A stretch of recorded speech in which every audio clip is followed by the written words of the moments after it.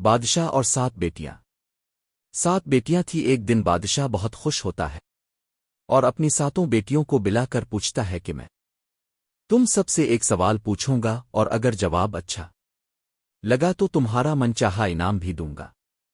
سب ایک قطار میں کھڑی ہو جاؤ اور ایک ایک کر کے بتو کہ تم کس کا دیا کھاتی ہو، کس کا دیا پہنتی ہو۔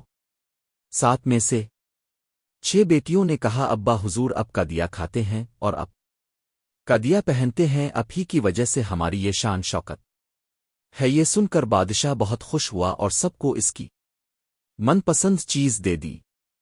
جب سب سے چھوٹی بیٹی کی باری آئی تو اس نے کہا کہ میں اللہ کا دیا کھاتی ہوں اور اپنی قسمت کا پہنتی ہوں، اور یہ میرا نصیب ہے۔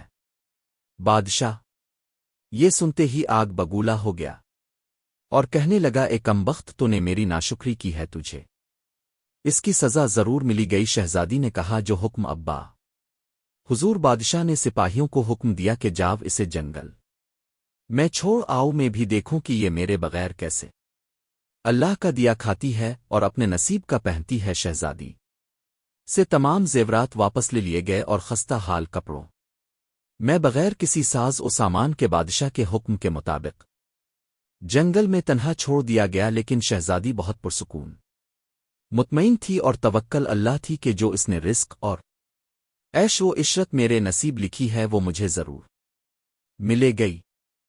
سب سپاہی شہزادی کو چھوڑ کر واپس چلے گئے۔ شہزادی جنگل کو دیکھنے لگی، چاروں طرف درخت ہی درخت تھے اور دوپہر سے شام ہونے والی تھی کہ شہزادی نے سوچا کیوں نہ کچھ لکڑیاں جمع کر لو تاکہ رات کو آگ جلو، پھر کوئی جنگلی جانور پاس نہیں آئے گا اور رات بھی گزر جائے گی۔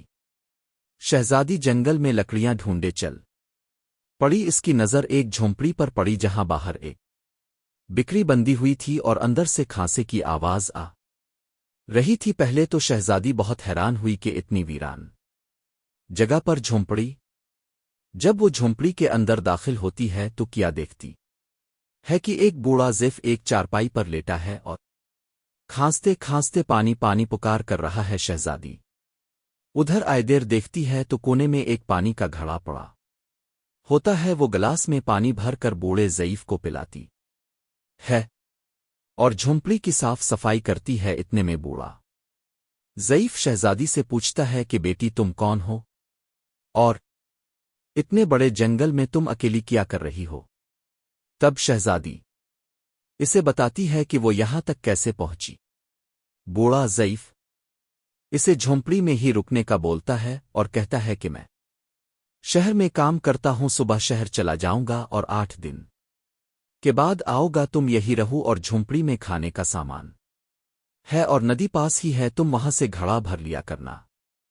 صبح کو بوڑھا ضعیف شہر چلا جاتا یہ اور شہزادی یہاں اکیلی جھونپڑی میں سب صفائی کر کے بکری کا دودھ نکلاتی ہے، آدھا اپنے لیے رکھ لیتی ہے اور آدھا باہر ایک کونے میں برتن میں ڈال کر رکھ دیتی ہے کہ رات کو کوئی جانور بھوکا پیاسا ہوگا تو پی لے گا، اور خود اندر آ کر سو جاتی ہے۔ صبح سویرائے جب شہزادی اٹھتی ہے تو کیا دیکھتی ہے کہ دودھ کا برتن خالی اور پاس ایک لال پڑا ہے جو دیکھنے میں بہت ہی نایاب اور قیمتی معلوم ہوتا ہے، اور پاس ہی سانپ کے نشان بھی نظر آتے ہیں۔ تب شہزادی کو یاد آتا ہے کہ بچپن میں اس نے سنا تھا کہ جب کوئی نایاب سانپ بہت خوش ہوتا ہے تو ایک ایسا لال اگلتا ہے کہ جس کی قیمت ہیرے جواہرات سے بھی مہنگی ہوتی ہے۔ شہزادی بہت حیران ہوتی ہے اور دل میم